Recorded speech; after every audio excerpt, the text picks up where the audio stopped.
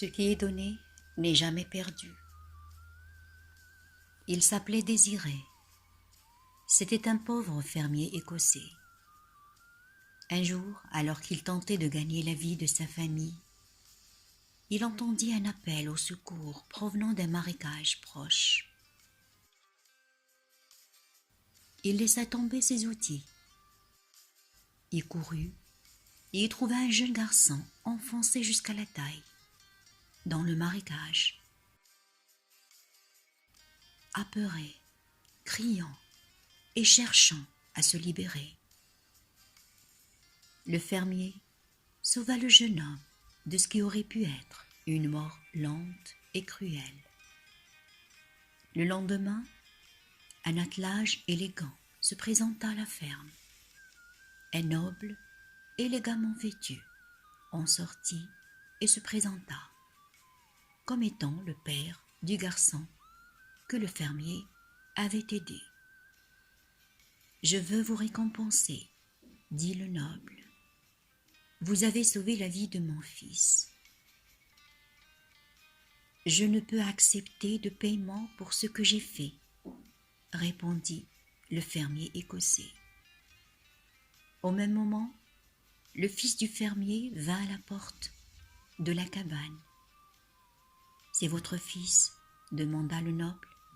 « Oui, » répondit fièrement le fermier.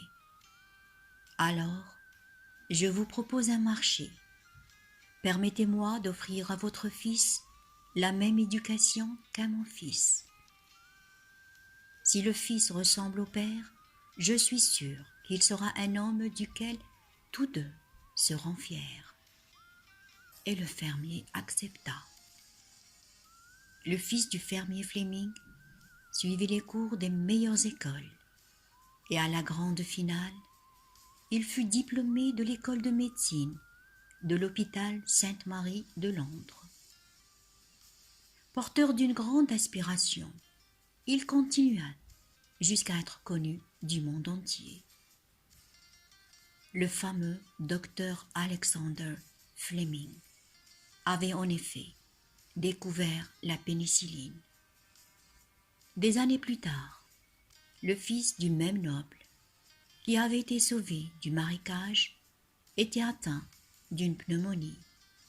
Qui lui sauva la vie cette fois? La pénicilline. Vous savez comment s'appelait le noble? Sir Randolph Churchill.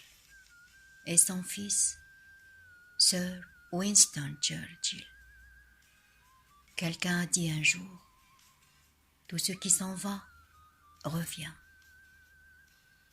Travaille comme si tu n'avais pas besoin d'argent.